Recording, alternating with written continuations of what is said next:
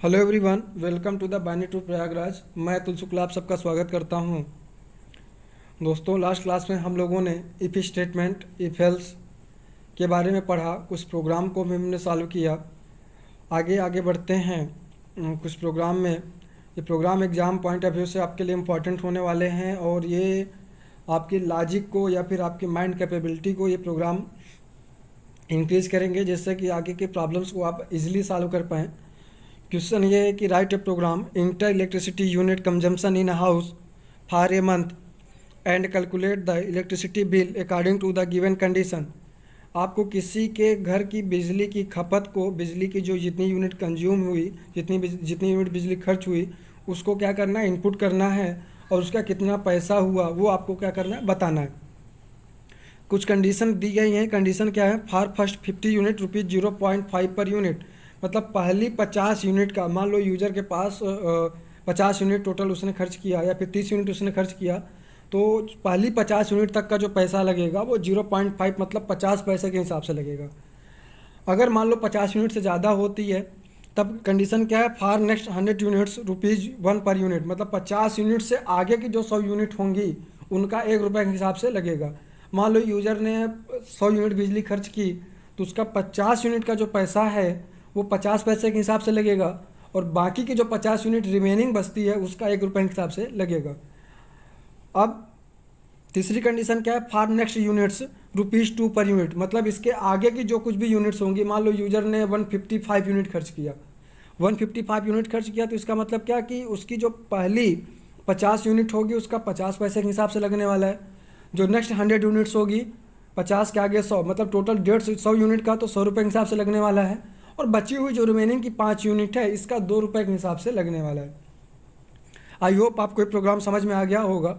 और दिया गया कि and additional 20% surcharge added to the bill, मतलब 20% एडिशनल सरचार्ज जो है, मतलब जीएसटी के तौर पे आप समझ सकते हैं कि बिल में क्या किया जाएगा, ऐड किया जाएगा। तो ये किसमें भी होगा? जो टोटल पैसा हम लोग कैलकुलेट कर लेंगे इस रूल के अकॉर्डिंग या फिर जो कंडीशन के अकॉर्डिंग, तब हमें उसमें 20% क्या करना है, ऐड करना है। आइए प्रोग्राम को बनाते हैं। सबसे पहले हम लोगों ने हेडर फाइल बनाया। हेडर फाइल बनाने के बाद हमने मेन फंक्शन बनाया। मेन फंक्शन बनाने के बाद हमने यूनिट नाम का वेरिएबल बनाया जो कि इंटीजर टाइप का है, जो यूजर के द्वारा खर्च की गई बिजली को क्या करेगा, स्टोर करेगा। और हमने फ्लोट टाइप का सरचार्ज 0.2, यहाँ पे 0.2 लिखने का मतलब क्या है कि 20% एक्चुअली है। 20% को हम लोग 0.2 भी लिख सकते हैं, 0 से 0 कैंसिल हो गया, 2 को हम 0.2 भी लिख सकते हैं। तो इस पर्पज़ से हमने क्या किया है, इसको 0.2 लिख दिया गया है। ये अपने आप में कांस्टेंट वैल्यू है। फिर हमने बिल जो कैलकुलेट करेंगे एंड टोटल बिल, जिसमें 20 सरचार्ज को हम क्या करेंगे, ऐड करेंगे। उस बिल के लिए भी हमने वेरिएबल बनाए हैं। फिर हमने यूजर को मैसेज दिया इंटर द इलेक्ट्रिक यूनिट, मतलब आपने जितनी बिजली खर्च की उतना क्या करिए, आप इंटर करिए। और हमने स्कैनअप के थ्रू से क्या कर लिया है, स्टोर कर लिया है। प्रोग्राम में एक छोटी सी मिस्टेक ये है कि यहाँ पे एड्रेस ऑफ यूनिट होना चाहिए। क्या होना चाहिए? एड्रेस ऑफ यूनिट होना चाहिए। और एड्रेस ऑफ यूनिट यहाँ पे नहीं लिखा तो आप एड्रेस अपने से लगा लीजिए। कंडीशन क्या है? If unit less than equal to 50। फिर हमने कंडीशन लगानी स्टार्ट की कि यदि यूनिट जो है वो 50 से कम होती है या फिर बराबर होती है तब बिल क्या होगा, यूनिट में 50 पैसे का मल्टीप्लाई हो जाएगा। यूनिट में जब 50 पैसे का मल्टीप्लाई हो जाएगा तो जितना कुछ यूनिट होगा उतना कैलकुलेट हो जाएगा। उसके बाद हमने एल्स लिखा। हमें पता है कि प्रोग्राम में या तो इफ़ का पार्ट चलता है या तो एल्स का पार्ट चलता है। इफ़ एल्स के अलावा प्रोग्राम में या तो इफ़ का स्टेटमेंट चलेगा या तो एल्स चलेगा। इफ़ और एल्स में से कोई, अगर मान लो 50 यूनिट से कम होता है तब तो इफ़ का स्टेटमेंट चल जाएगा। अगर 50 यूनिट से ज़्यादा होता है तो इफ़ का स्टेटमेंट ना चल के एल्स का स्टेटमेंट चलेगा। अब यहाँ पे बात करते हैं एल्स के साथ भी हमने कंडीशन लगाई, मतलब हमने नेस्टेड की, लैडर का फॉर्म क्रिएट किया है। तो लैडर फॉर्म हमने इफ़ लिखा, if unit less than equal to 150, अगर यूनिट हमारी कम होती है या फिर बराबर होती है 150 के, तब बिल बराबर हमने 50 मल्टीप्लाई बाई 0.5 कर दिया। 50 का मतलब क्या है दोस्तों कि 50 का मतलब ये है कि 50 यूनिट का जो पैसा है वो हमने 0.5 के अकॉर्डिंग निकाल लिया अलग से। फिर यूनिट में से हमने 50 को घटा दिया। मतलब मान लो अगर यूजर 100 यूनिट खर्च करता है तो 100 यूनिट अगर खर्च करता है तो उसका 50 यूनिट का पैसा तो 50 पैसे के हिसाब से लगना चाहिए, मतलब ₹25 होना चाहिए। वो हमने यहाँ पे इसको कैलकुलेट कर लिया है। फिर हमने जो मान लो यूनिट, यूजर ने 100 यूनिट इंटर किया था, तो यूनिट में से हमने 50 को घटा दिया। मतलब यूनिट में से हमने 50 को घटाने का मतलब क्या है कि रिमेनिंग कितना बचा, 50 बचा, क्योंकि यूजर ने टोटल 100 यूनिट खर्च की थी और 50 यूनिट का हमने 25 रुपये कैलकुलेट कर लिया है, वो हमने अलग रखा हुआ है। अब यहाँ पे ब्रैकेट साल हो, मल्टीप्लिकेशन साल होगा, तो 50 मल्टीप्लाई बाई 1, 50 मल्टीप्लाई बाई 1 होता है, तो 50 rupees and 25 rupees, total 100 unit का 75 रुपीज़ कैलकुलेट हो रहा है। आई होप आपको बस बात समझ में आ रही होगी, क्योंकि इसका मतलब क्या है कि 50 यूनिट का पैसा, क्योंकि कंडीशन ये है कि पहली 50 यूनिट का जो पैसा लगेगा वो 0.5 के अकॉर्डिंग लगेगा। सो हमने कर दिया। अब बाकी बची हुई यूनिट का, तो बाकी बची हुई यूनिट निकालने के लिए हमें यूनिट में से 50 को घटाना पड़ेगा और फिर हमें बची हुई यूनिट का 1 रुपये के हिसाब से कैलकुलेट करना है। इसलिए हमने यहाँ पे यूनिट में से 50 को घटाया है और 1 रुपये के हिसाब से हमने क्या कर दिया है, कैलकुलेट कर दिया है। अब आइए देखते हैं प्रोग्राम में आगे। नेक्स्ट क्या है कि कंडीशन क्या है भाई कि एल्स। अब बताइए, जब ये इफ हमारा मान लेते हैं एल्स के साथ जो इफ लगा है, अगर ये फॉल्स हो जाता है तो इसके साथ अगला एल्स क्या होगा, चलेगा, क्योंकि यूनिट 50 और 2 ही कंडीशन है। तीसरी कंडीशन में जितनी रिमेनिंग हुई यूनिट है उसका हमें कैलकुलेट करना है। तो यहाँ पे देखो हमने 50 यूनिट के अकॉर्डिंग अलग कैलकुलेट कर लिया, 100 यूनिट का हमने पैसा अलग कैलकुलेट कर लिया और बाकी बची हुई यूनिट से हमने 150, क्योंकि 50 यूनिट का तो 25 रुपये वो तो फिक्स है, बाकी नेक्स्ट 100 यूनिट का 100 यूनिट फिक्स है। मान लो यूजर ने 155 यूनिट क्या किया है, कंज्यूम किया है, तो 155 में 50 यूनिट पर 25 रुपये, तो 50 यूनिट का हो गया, 50 रुपये 100 यूनिट का हो गया। अब बाकी बची हुई यूनिट कितनी बचती है, 5 यूनिट बचती है, तो 5 यूनिट का 2 रुपये के हिसाब से लगेगा, मतलब 10 रुपये। तो आई होप आपको बात समझ में आ गई होगी। तो हमने यहाँ पे 50 यूनिट का बैलेंस कैलकुलेट किया, 100 यूनिट का बैलेंस कैलकुलेट किया और जितनी यूनिट यूजर ने इंटर की है उस यूनिट में से हमने 150 घटा दिया, क्योंकि इतने का बैलेंस हमें ऐड करना ही नहीं है। और बाकी रिमेनिंग बची यूनिट का 2 रुपीज़ के अकॉर्डिंग हमने मल्टीप्लाई करके उसका बिल निकाल लिया। इस तरीके से हमारा बिल की जो वैल्यू होगी वो क्या हो जाएगा, कैलकुलेट हो जाएगा। तो मतलब कहने का मतलब, या तो यहाँ पे प्रोग्राम में हमारी ये वाली कंडीशन चलने वाली है, ध्यान दीजिएगा, या तो ये वाली कंडीशन चलने वाली है, या तो ये वाली कंडीशन चलने वाली है, या तो ये वाली कंडीशन चलने वाली है। इन 3 कंडीशन में से कोई किसी एक को ही चलना है। अब मतलब बिल की केवल एक ही वैल्यू आएगी, तो बिल की जो वैल्यू आएगी तो उसमें हमने सरचार्ज क्या कर दिया, ऐड कर दिया। Surcharge assign to bill multiply by 0.2 और 0.2 से मल्टीप्लाई होकर सरचार्ज, मतलब मान लेते हैं जो 20% जो हमने बात की थी, 20% की वैल्यू मान लो 10 रुपये निकल के आती है, 20 रुपये निकल के आती है, वो हमारे बिल में, टोटल बिल में हमने बिल प्लस सरचार्ज हमने क्या कर दिया, ऐड कर दिया। और फिर प्रिंटअप के थ्रू हमने क्या कर दिया, इस बिल को हमने प्रिंट करा दिया। आई होप आपको प्रोग्राम समझ में आ गया होगा। आप चीज़ों को नोट कर सकते हैं एक बार। आइए अब नेक्स्ट प्रोग्राम पे बात करते हैं। नेक्स्ट प्रोग्राम क्या है, write a program to input an alphabet and check whether it is upper case or in lower case. दोस्तों कहने का मतलब ये है कि हमें कोई ना कोई अल्फ़ाबेट क्या करना है, इंटर करना है और चेक करना है कि ये अपर केस में है या लोअर केस में है। तो देखो, कैरेक्टर को चेक करने के लिए हमारे पास ऐसा कोई मेथड है नहीं, हम देख के केवल बता सकते हैं। लेकिन हमारी जो प्रोग्रामिंग लैंग्वेज होती है, फिर हमारा जो कंप्यूटर होता है, ये सारी चीज़ों को ASCII कोड के फॉर्म में ASCII कोड के थ्रू समझता है, ASCII कोड के फॉर्म में समझता है। और हमें पता है कि कैपिटल ए का जो ASCII कोड होता है वो कितना होता है, 65 होता है। जेड का कितना होता है, 91 होता है। स्मॉल ए का कितना होता है, 97 होता है। स्मॉल जेड का कितना होता है, 123 होता है। आई होप आपको बात समझ में आ गई होगी कि इस प्रोग्राम में हमें करना क्या है। तो सबसे पहले हम लोग अपनी हेडर फाइल बनाए। हेडर फाइल लिखने के बाद हमने मेन फंक्शन बनाया। मेन फंक्शन लिखने के बाद हमने कैरेक्टर टाइप का वेरिएबल बनाया, जिसका नाम हमने क्या रख दिया, CH रख दिया। तो CH के अंदर हम अपनी वैल्यू इनपुट करा लेते हैं। तो हमने लिखा है इंटर एन अल्फ़ाबेट, कोई अल्फ़ाबेट इंटर करिए। स्कैनअप के अंदर एड्रेस ऑफ एक्स लिखा है, एड्रेस ऑफ एक्स आपको ना लिख के एड्रेस ऑफ CH लिखना है आपको। बस प्रोग्राम में मिस्टेक है, इसको ठीक करते जाइएगा, क्योंकि तब ये रन नहीं होगा। ठीक है, एड्रेस ऑफ CH आपको लगाना है एड्रेस ऑफ एक्स की जगह पे। फिर हमने कंडीशन क्या लिखी, if CS greater than equal to 65, यदि कैरेक्टर की वैल्यू जो है वो 65 से बड़ी होती है। एंड ऑपरेटर का क्या मतलब होता है, एंड ऑपरेटर तभी इवैल्यूएट होगा जब बोथ साइड कंडीशन क्या होगी, ट्रू होगी। बोथ साइड की कंडीशन जब ट्रू होगी तभी जाके क्या होगा, इवेल्युएट होगा। मतलब कैरेक्टर की जो वैल्यू है वो 65 से बड़ी होनी चाहिए या फिर बराबर होना चाहिए, और 91 से क्या होना चाहिए, छोटा होना चाहिए फिर बराबर होना चाहिए।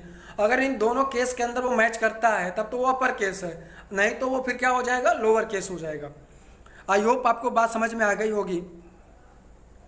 और print up characters in upper case, अगर इन दोनों के बीच में कंडीशन ट्रू रहती है तो कैरेक्टर अपर केस में है, नहीं तो एल्स वाले पार्ट में हमने क्या लगा दिया, कैरेक्टर्स इन लोअर केस। अगर इसके भी बीच में कंडीशन नहीं आती है तो सॉरी रॉन्ग इनपुट, मतलब यूजर ने क्या किया है, गलत इनपुट किया है।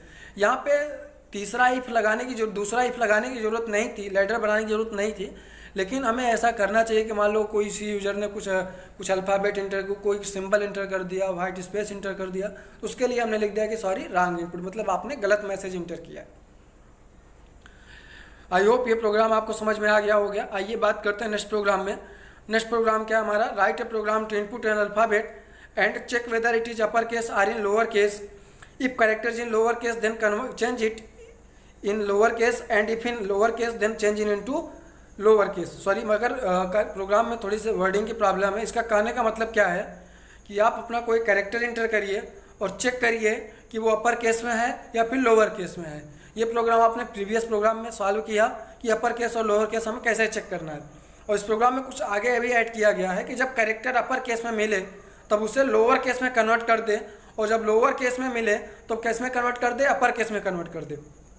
आई होप आपको बात प्रोग्राम समझ में आ गया होगा। आइए प्रॉब्लम को सॉल्व करते हैं। Has include distribute dot H, has include conio dot h, header file हमने लिख लिया, मेन फंक्शन हमने बना लिया। मेन फंक्शन बनाने के बाद हमने सी एच नाम का वेरिएबल बनाया।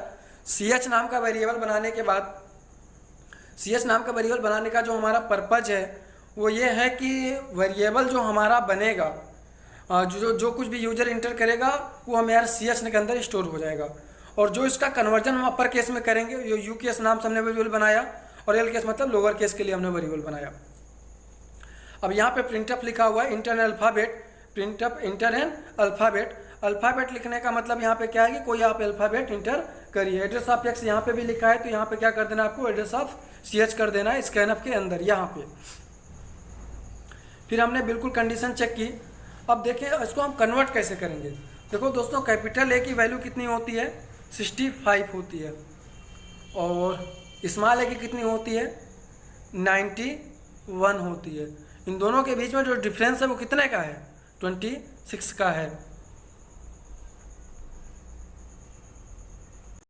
सॉरी, इनके बीच का जो डिफरेंस है वो कितने का है, 21 का है ना, सॉरी 23 का है। अगर 32 का है, अगर ये 32 का डिफरेंस क्रिएट हो रहा है, मतलब अगर कैपिटल, अगर कोई भी लेटर अगर मान लो स्मॉल एक, देखो आई होप समझिए, बात को समझने की कोशिश करिए।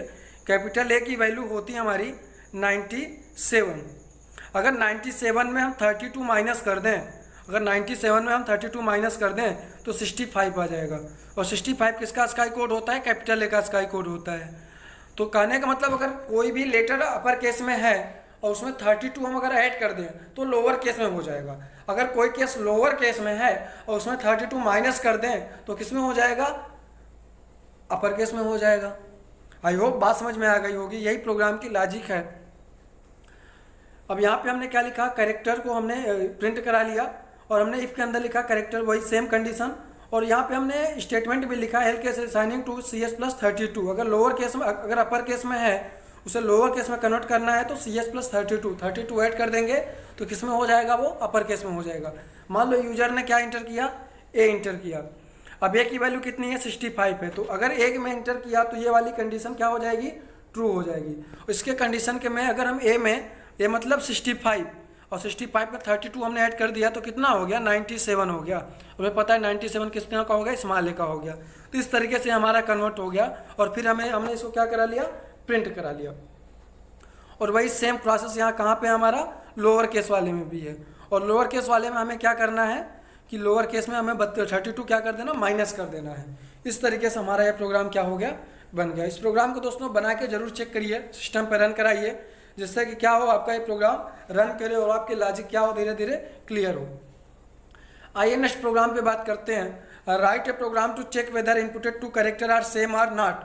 कहने का मतलब कि आप कोई दो कैरेक्टर इनपुट करिए और चेक करिए कि वो दोनों बराबर हैं या नहीं। तो बहुत सिंपल प्रोग्राम होता है ये।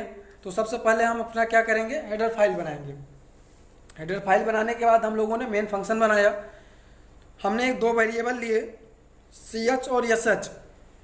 ch हमने यूज़र के द्वारा इनपुट किए गए पहले कैरेक्टर के लिए लिया है और sh हमने दूसरे कैरेक्टर के लिए लिया है। इंटर टू कैरेक्टर्स हमने मैसेज दिया तो यूजर्स क्या करेगा, इस मैसेज को पढ़ के कोई दो कैरेक्टर इनपुट किया। मान लो यूजर ने मैसेज इंटर किया, एक कैपिटल ए इंटर कर दिया और एक स्मॉल ए इंटर कर दिया। ये कैपिटल एक इसके अंदर इनपुट स्टोर हुआ ch के अंदर और स्मॉल एक इसके अंदर स्टोर हुआ sh के अंदर। अब हमें चेक करना है कि ये दोनों बराबर होते हैं कि नहीं। दोस्तों हम जानते हैं कि ये दोनों तो हैं ए ही, लेकिन कंप्यूटर के लिए ये दोनों अलग अलग होते हैं क्योंकि इनका डिफरेंस किसमें होता है, ASCII कोड में डिफरेंस होता है। अगर ASCII कोड में डिफरेंस है तो ये दोनों बराबर नहीं है। फिर हमने लिखा if ch equal to sh। यहाँ पे ये असाइनमेंट ऑपरेटर नहीं, इसको क्या बोलते हैं, इक्वलिटी ऑपरेटर बोलते हैं। और मैं पहले भी बता चुका हूँ कि एक तराजू के जैसे काम करता है और चेक करता है कि दोनों साइड की कंडीशन इक्वल है कि नहीं। अगर दोनों साइड की वैल्यू बराबर हुई, दोनों साइड मतलब इसका रिजल्ट अगर 1 आया तब तो इफ के साथ में कंडीशन ट्रू हो जाएगी, अदरवाइज क्या हो जाएगा, फॉल्स हो जाएगा। तो इसका मतलब क्या है कि ch इक्वल टू sh। अगर दोनों कैरेक्टर सेम है तब तो लिख के आएगा कैरेक्टर आर सेम। अगर कैरेक्टर सेम नहीं है तो क्या लिख के आएगा, characters are not same. I hope आप ये प्रोग्राम आपको अच्छे से समझ में आ गया होगा। अब बात करते हैं हम लोग किसी अगले प्रोग्राम में। Write a program to find out the greatest number between two numbers without using if statement.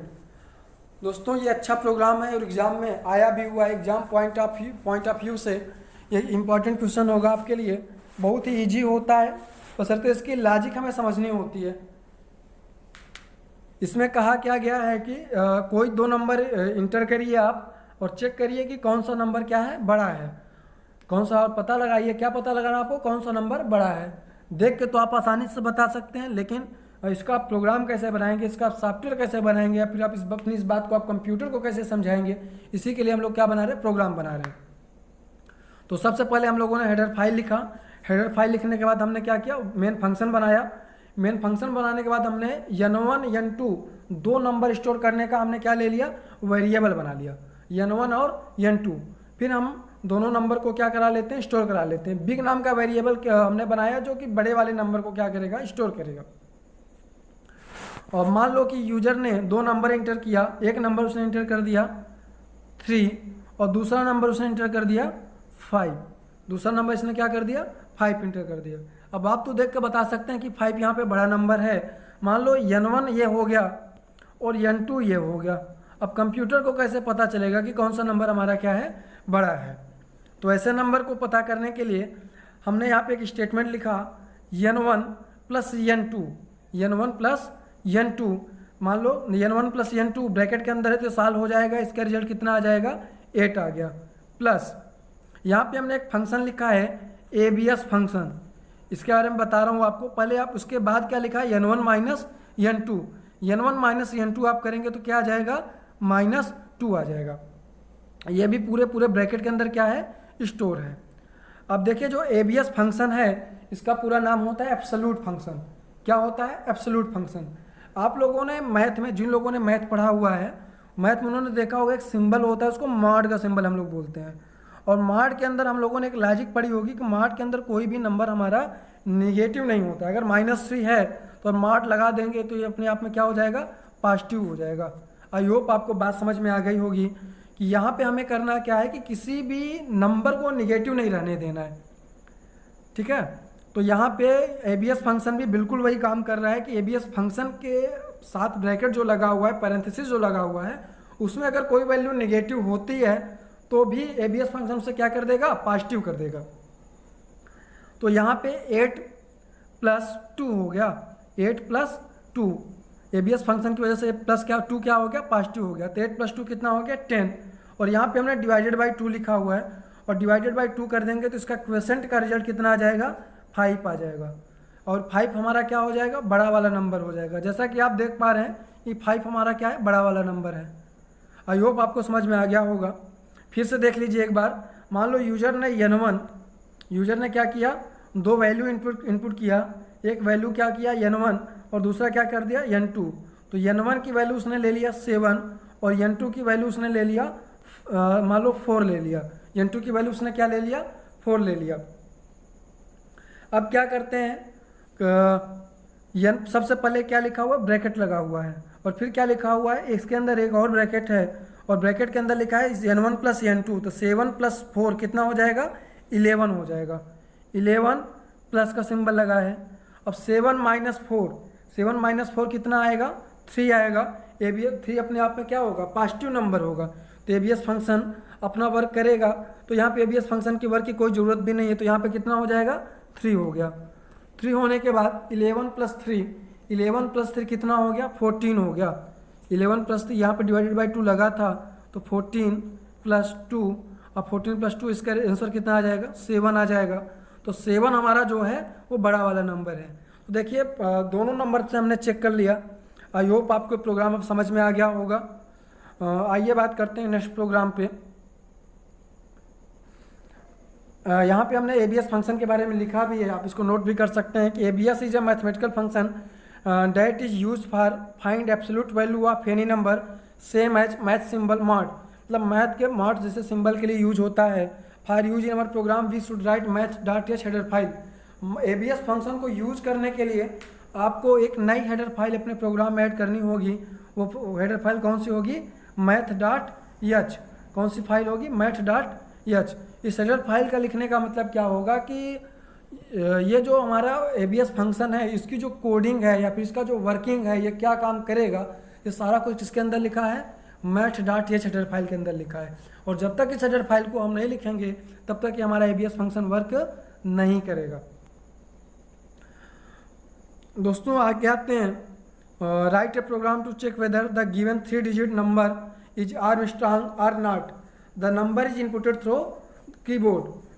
दोस्तों कहने का मतलब यह है कि आप कोई नंबर 3 डिजिट का कोई नंबर इंटर करिए और चेक करिए कि ये नंबर हमारा आर्मस्ट्रांग है कि नहीं है। तो दोस्तों ऐसे क्वेश्चंस आते हैं एग्जाम में कभी कभार आ जाते हैं।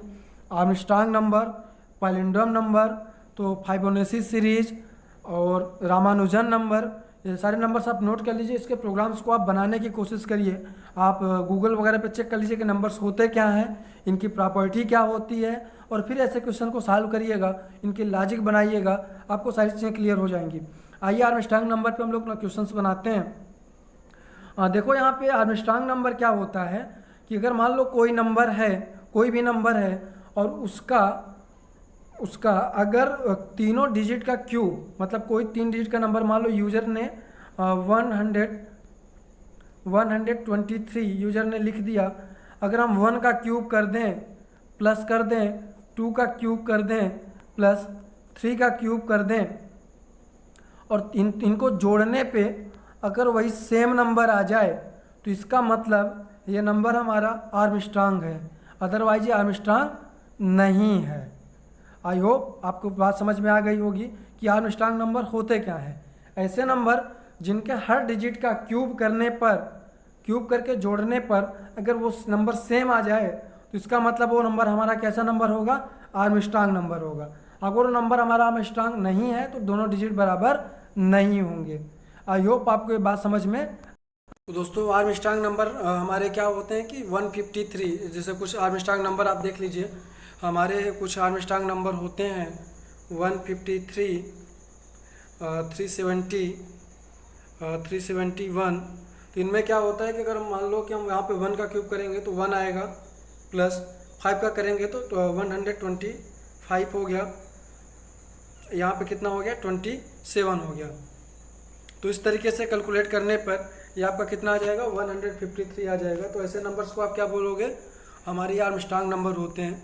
और इस प्रोग्राम की सॉल्विंग देख लीजिए दोस्तों। यहाँ पे हर एक प्रोग्राम की सॉल्विंग बताना बड़ा मुश्किल होगा क्योंकि टाइम की कमी होती है ऑनलाइन क्लासेस में। तो आप इस प्रोग्राम का सलूशन देख लीजिए और इसको बनाने की कोशिश करिए। अगर कहीं पे आपको कोई प्रॉब्लम आती है तो इस प्रॉब्लम पे हम लोग चर्चा कर सकते हैं, इसमें ब्रीफली एक्सप्लेन किया जाएगा। वैसे बहुत सिंपल होता है, इसकी लॉजिक, प्रोग्राम की लॉजिक को आपको समझना होगा। यहाँ पे आपको नंबर्स है, यहाँ पे हमने नंबर्स का डिवीज़न कैसे किया है ये ज़रा देखना है। मॉडुलस ऑपरेटर और डिवीज़न ऑपरेटर के बीच का डिफरेंस समझना है आपको। और फिर यहाँ पे हमने इफ के थ्रू इसका कंपैरिजन कर दिया है इक्वलिटी ऑपरेटर के थ्रू, और प्रोग्राम हमारा सॉल्व हो गया। आइए अब बात करते हैं एक नई लॉजिक पे। आई होप प्रोग्राम आपने लिख लिया होगा। लॉजिक का नाम क्या है? The conditional operator. देखो दोस्तों, जब मैं ऑपरेटर्स आपको पढ़ा रहा था तो वहाँ पे हमने बोला कि कंडीशनल ऑपरेटर या फिर टर्नरी ऑपरेटर के बारे में हम लोग आगे इफ एल्स के साथ में पढ़ने वाले हैं।